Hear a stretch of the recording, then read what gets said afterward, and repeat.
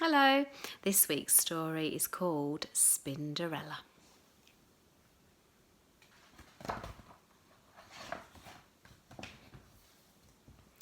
The children of Scuttleton Primary School were eating their dinner, fish fingers, potatoes and peas. High up above them, the spiders of Scuttleton Primary School were eating their dinner, flies, flies and flies. "How many flies have we got today, Mum?" asked Spinderella, the smallest spider. "Lots," said Mum. "Loads," said her brothers and sisters. "That's not a number," complained Spinderella. "Never mind about numbers. Eat up your flies," said Mum.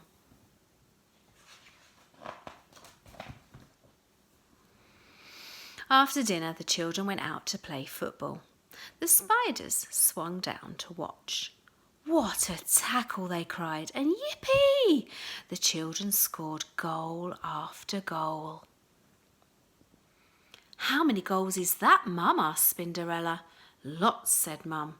"Loads," said her brothers and sisters. Spinderella sighed. "What a family! How will I ever learn about numbers?" When the children had gone home, Spinderella said, "Why don't we play football?" "Don't be silly," said her biggest brother Speedy. "We haven't got a ball," said her second biggest brother Scrabble. "I can see a pea on the floor," said Spinderella. "We can use that." Mum chose Speedy and Scrabble as the captains of each team. Nearly all the spiders decided to join Speedy's team because he was the fastest runner.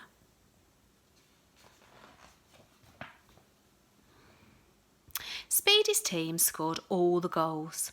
"It's not fair," the spiders on Scrabble's team shouted. "Yes, it is. You're just jealous," shouted the spiders on Speedy's team. To make things worse, the spiders hurt their legs kicking the pea. Before long, they were all quarrelling, moaning and kicking each other instead of the pea. Mum had to blow her whistle.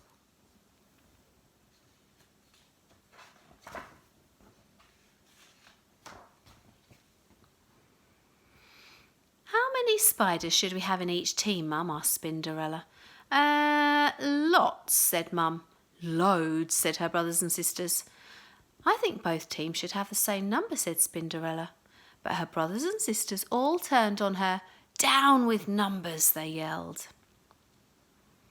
Next morning, Spinderella woke early. She felt sad. "I wish I could learn about numbers," she yelled.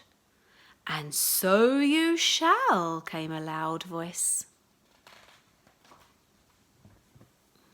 Spinderella spun round and saw an enormous hairy spider. "Who are you?" asked Spinderella.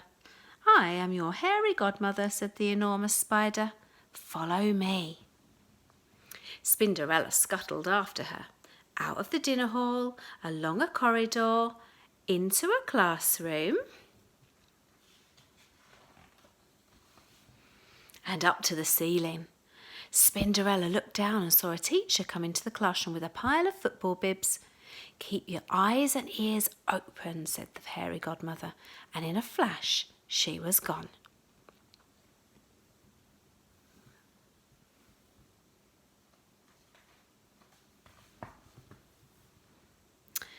"Now, I want you to count yourselves," said the teacher. "There should be 20 of you. Let's check. 1, 2, 3, 4, 5, 6, 7, 8, 9, 10, 11, 12, 13, 14, 15, 16, 17, 18, 19, 20. Then came the wonderful sound. The children took turns to shout out a number from 1 to 20. Spinderella swung joyfully backwards and forwards in time to the counting. The teacher gave out the football bibs. "Put them on and find the others with the same colour," he said. Soon there were 2 groups of children. "How many in each team?" asked the teacher. The children counted again. 10 reds," said a girl in red. 10 blues," said a boy in blue. "The same number," shouted Spinderella. She was so excited that she let go of her thread.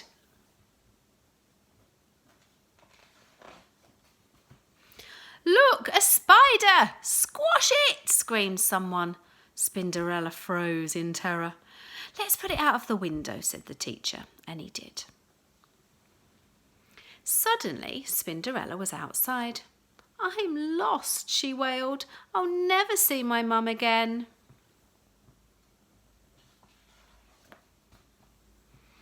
But then she turned around and spotted 2 football goals. I know where I am now, she said.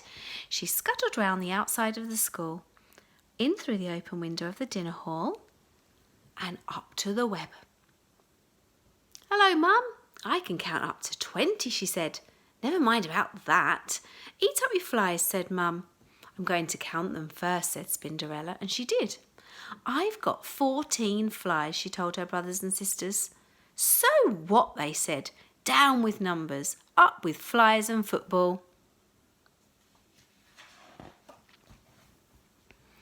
That night the spiders decided to play football again. Mum, said Spinderella, I've been counting. There are 10 of us, so we need 5 spiders on each side. Some of the spiders muttered, down with numbers, but Mum shut them up. Spinderella sorted them into 2 teams of 5. She was in Scrabble's team and she also helped Mum to keep the score. This time no one quarrelled or kicked each other, and at half-time each team had scored 3 goals. But still the spiders kept hurting their spindly legs kicking the peas. I wish we had some football boots, sighed Spinderella. And so you shall, came a voice. It was the hairy godmother again. How many boots do you each need? She asked. Lots, said Mum. Loads, said Spinderella's brothers and sisters. That's not good enough, said the hairy godmother. I need to have a number.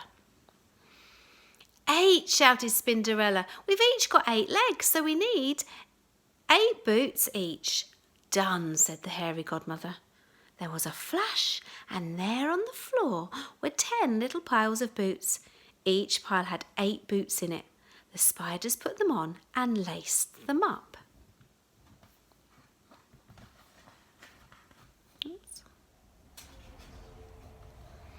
Then they had a wonderful second half. They scored goal after goal.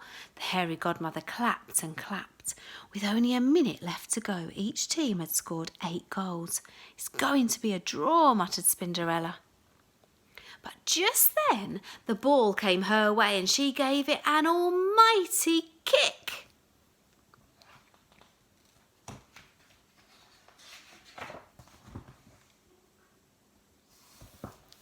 Spinderella had scored the winning goal.